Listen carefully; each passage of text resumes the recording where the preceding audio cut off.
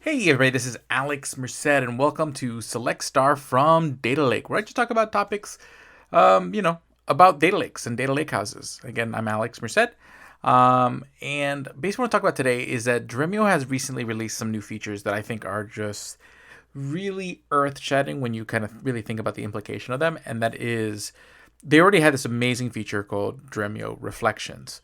Okay, now data reflections, essentially what it allows you to do is to transparently create Apache Iceberg based materializations of your views.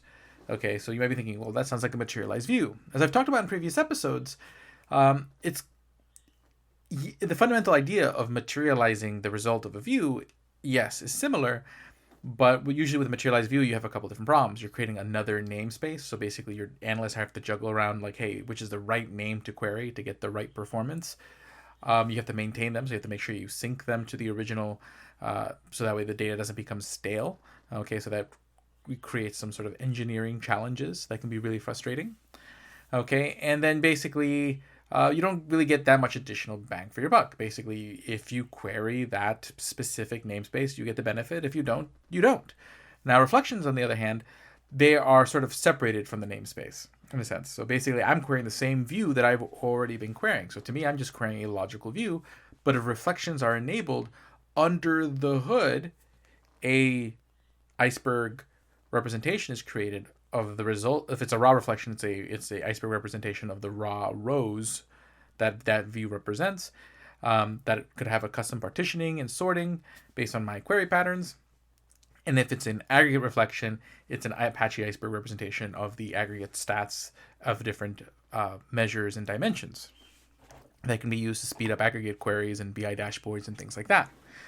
But what happens is that when I query that view in the future, Dremio will just intelligently swap out, you know, doing the full sort of query on the original sources and swap out the reflection. And then if I were to query views that were based on that view, it would also probably use the reflection in order to accelerate the query. So the idea is that it's speeding up the queries for end users without them having to take any extra steps. They don't have to query another namespace. It's going to automatically refresh, okay, to keep the data fresh. And that's part of what I'm going to be talking about today. And overall, it just makes an easier experience for the user to get the benefit of the acceleration and easier for the data engineer to maintain that benefit. So it's easier for everybody. That's the beauty of reflections. But always one of the challenges of reflections is knowing when to use them, because just like any feature, you can overdo it and you can underdo it. Okay, you don't create reflections in the right places, you're leaving performance on the table. But if you create too many reflections, they can get, like any other type of materialization or basically acceleration through materializing subresults. You end up with storage issues and compute issues where you're basically doing a lot of recomputing to sync things. So the question is when to use them. Okay, so Dremio, to make it even making a feature that's already makes it easier for the engineer and the analyst, they've made it even easier with a new feature called Dremio Reflections recommendations. So now these reflection recommendations, what they do is that your Dremio account will monitor the behavior of the queries coming in. So they'll notice that, hey, certain views are queried a lot, certain data sets are queried a lot, the queries can kind of match certain patterns. So it can actually recommend what is the right reflection to create. Basically, hey, create a reflection with these sorting rules, with this partitioning scheme, and actually give you the SQL to create that reflection. So essentially, instead of having to overthink, okay, hey, should I have a reflection or not, you can allow your actual query behavior to determine what is needed. And Dremio will, again, monitor that behavior and say, hey, you need this. Let's give that to you. Okay, and make that really, really, easier for you. That's like awesome. That's really cool. Now, the other challenge with reflections was also the refreshing. Okay, so great, reflections would refresh to keep the data fresh, but oftentimes that meant a complete recomputation of that, or recreation of that data set. So basically, if your data was changing very frequently, this could lead to sort of a lot of recomputation. Okay, but with the beauty of Iceberg, okay, one of the things you can do is now you can have incremental reflections. Now, if the underlying source, so basically, theoretically, let's say you landed all your data in a data lake as Apache Iceberg tables. So you landed your raw data as Apache Iceberg tables in your data lake, and then you built all your views on top of that.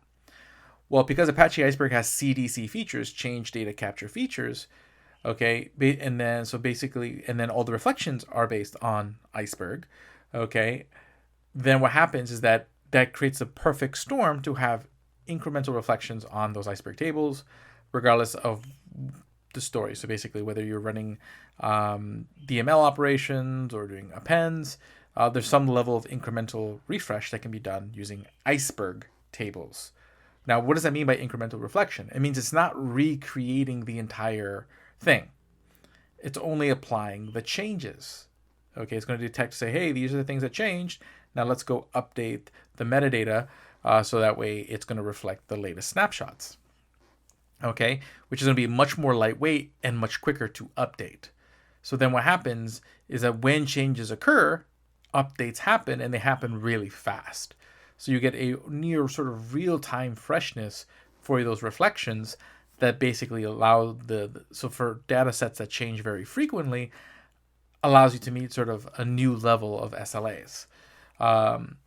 Now, if you are for non-Apache Iceberg data sets, you can still get incremental reflections if the data set is append only. Okay, and then you can still get that sort of quick refresh at low cost. So this allows you to have that nicely maintained acceleration that Dremio is going to maintain, that Dremio is going to recommend for you. That's going to make it easy for your analyst, but then able to keep it fresh much quicker and cheaper thanks to incremental reflections. When you take a look at incremental reflections and reflection recommendations, they really solve many of the pains that might still exist when using data reflections that already solve so many existing pains. Okay, so bottom line is overall, most of the pains are gone, and all you are left is with this feature that's just going to make your life easier. And there's other features that have recently come that also just keep pushing reflections to be such a game-changing feature, such as reflection hints. Reflection hints basically allowing you to use SQL comments to express certain things, like say, hey, don't use a reflection for this query, or actually pick a specific reflection for a particular query because you wanted to choose that one. And you can then save that whole matching step, etc. So there's all these different things that are being infused into the reflections feature in Dremio that really make it a game changer for really making it possible to have a really easy to maintain Lakehouse at a very large scale. So I think it's pretty exciting. If you haven't seen the Zero ETL and Virtual Data Mart talk, go head over to Dremio, youtube.com/Dremio, and you can find that video. I think it's a real worthwhile talk where I go deeper into a lot of these concepts and give you some real good visuals to kind of explain how all that works. But if you're not familiar with this, there's also some blogs that get deeper into it. It's a real game changer when you really think about it. Again, being able to just sit there and say, hey, let me connect my raw data, let people create layers of views on it to curate their data sets, and then all I have to do is flip a switch whenever I need to do some acceleration, and then my users don't even have to think about it. They're just going to notice performance benefits, and they're not only saying just performance benefits from data reflections. Dremio's engine is intelligent. It's constantly caching things that would affect the query patterns that you have using its C3 columnar cloud cache, which was the subject of the previous episode. So you'll notice that things are just getting faster. If you ran the same query back to back, you'll notice that the second time you run that query, it's faster. That's because of Dremio's caching, Dremio's SQL optimization, and other really intelligent features, really making it that intelligent query engine that also is built upon this really intelligent data lakehouse platform that goes beyond just querying your data, but organizing, curating, documenting, and governing your data not only just on your data lake, but across your disparate data sources. So if you haven't tried out Dremio, I also posted there's a new video on youtube.com/Dremio where I actually walk through creating a data lakehouse on your laptop using absolutely no code, just with Docker, so that way you can get hands-on and try these things out. So I'll see y'all later. Have a great day. You're listening to Select Star from Data Lake, and enjoy.